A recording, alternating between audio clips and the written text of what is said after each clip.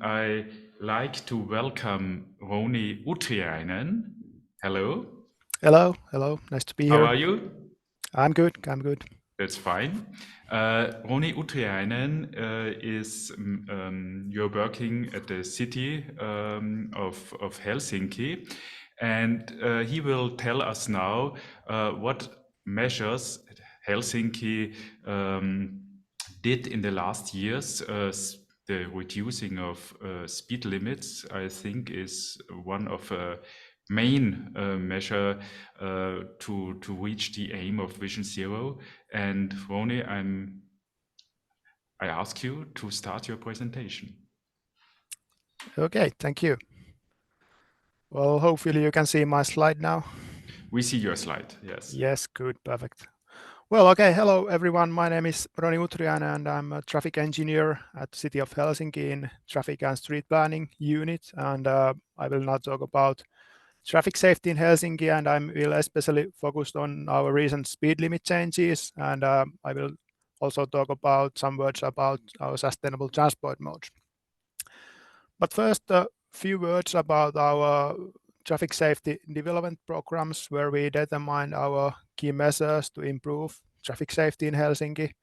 And during the last decade, we have published 2 programs, and one of the first programs measure was to develop our current speed limit system, which was at the time of the program was published.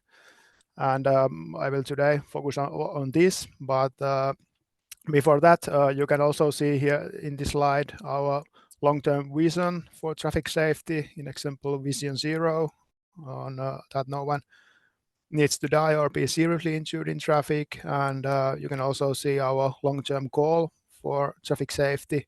In example, the number of road fatalities and injuries should be halved in a 10-year period. And I would like to also mention that our primary focus groups in these traffic safety development programs, which are children and the youth, pedestrian and cyclists, as reducing speed limit is also a key measure to improve the safety of these age and road user groups.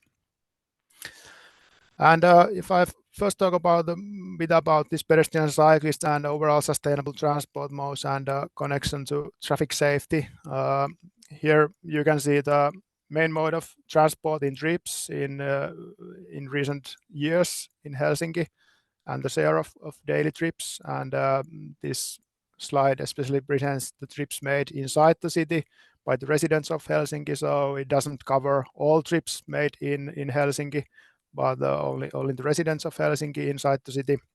But anyway, you can see here that pedestrians are very key road user group in Helsinki, as the large share of daily trips are actually walking trips. And a good level of traffic safety has, I would say, has supported the development of walking and pedestrians and cyclists too. But we also want to constantly promote pedestrian safety, and one thing for the future is also to consider how our street network and speed limits and other measures support pedestrians. And the level of cyclists is not as high as we hope, but we have quite a comprehensive plan of bicycle superhighway network in Helsinki by 2030, and hopefully this will increase the number of cycling trips in the future. And especially these superhighways are important to promote cyclists, and on those superhighways, cyclists are separated from motor vehicles. So if we talk about the speed limits, it's maybe not so important regarding these superhighways. But on the other hand, these traffic calm local streets are also very important when we look at the ways how we try to promote cycling. So usually cycling trips start and end using these local streets, and that's why it's also important to make this local street as safe for cyclists too. And on those local streets, cyclists usually share the road with motor vehicles, so it's important that there is a low enough speed limit, which is usually today, 30 kilometers per hour, but also some other traffic calming measures are needed to support the speed limit. But this about our like a background for why we are reducing speed limits and also connection related to sustainable transport modes. But now I will talk about more our recent changes in speed limits, and here you can actually see our changes in a historical perspective, and you can see that in the 1970s and also in the early 1980s, 50 kilometers per hour was the most common speed limit in Helsinki. But today, this speed limit map looks actually very green, meaning that most of our streets have a 30 kilometers per hour speed limit. And I will now focus more especially our recent major changes made in 2019. And in 2019, we reduced speed limits in many residential areas from 40 to 30 kilometers per hour. And after these changes, every residential area should actually have 30 kilometers per hour speed limit. So you can see here the green areas in the map right below. And before the changes made in 2019, some areas already had a 30 kilometers per hour, but there were still many areas, residential areas with 40 kilometers per hour speed limit.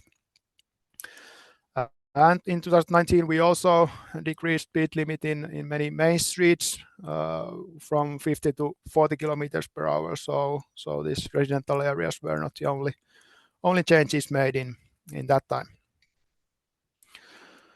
And I will next talk a bit about safety impacts of these speed limit changes, and especially focus on these major changes in the city area.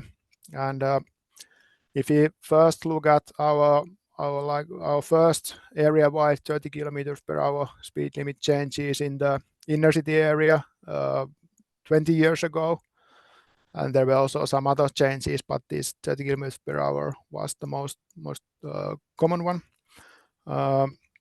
And if we look at the streets where speed limits was decreased to 30 or 40, we can see that the number of personal injury crashes decreased by almost 10% when compared to the streets without any changes in speed limits. So we can find quite a good impact there. And if we only focused on the streets where speed limit was reduced to 30 kilometers per hour, we can see even larger impacts on traffic safety. And here in the right, you can see more recent results on our changes made in 2019, when we get even more 30 kilometers per hour residential areas compared to the earlier changes. And now I have to say, before talking more about those results, that as you know, COVID-19 started right before our major changes, so it also had an impact on traffic safety and the number of crashes. So if we compare the number of crashes before 2019 and after 2019, we can see that those numbers are not exactly comparable, but I think this gives us some insights about those changes and the impacts on the number of crashes. But this is good to keep in mind. So the number of traffic crashes on all streets, this time not only the streets where speed limits was reduced, but on all streets, resulting in personal injury decreased by almost 30%, and pedestrian injuries decreased by more than 30%, and cyclist injuries decreased by almost 40%. So I would say there are very, very good results. But of course, you should know that this is not only because speed limit changes, but I think it has some role in decreasing the number of crashes and injuries. And also relatively good results in passenger car occupant injuries too. Yeah, this was about impacts on the number of crashes, but if we also look at other insights and regarding those speed limit changes and reducing them. First, I could say that improving traffic safety was the most important goal for reducing the speed limit, and I think we can confirm that traffic safety has improved after speed limit changes in different years in the past. But I would also like to add that traffic calming measures are also important to implement to support the change of speed limit. So it is known that actual speed does not necessarily reduce as much as the speed limit is reduced. So different kind of measures are also needed to support the change. Still, I would say that speed limit changes are quite cost-effective measure to promote traffic safety, especially in large areas. And when the number of crashes will be reduced, we also got lower crash costs. And when speed is reduced, we got less noise and pollutions, which is also very good in urban areas. And we have found that walking and cycling has perceived more safe. We have made some surveys about that, especially for cyclists. And one observation is also that there have not been notable impacts on travel times in urban areas, and this was also the subjects you talk about after the latest presentation of the previous presentation. So in urban areas there are also usually many other cars which have an impact on travel times and also traffic lights. So if you lower the speed limits by about 10 kilometers per hour, there is not usually very large impacts on travel times. And if we now take a look especially to the last changes made in 2019 to the speed limits, so I think now a few years after the implementations, we got very little negative feedback about those changes. So I think people are perceive those changes very positively.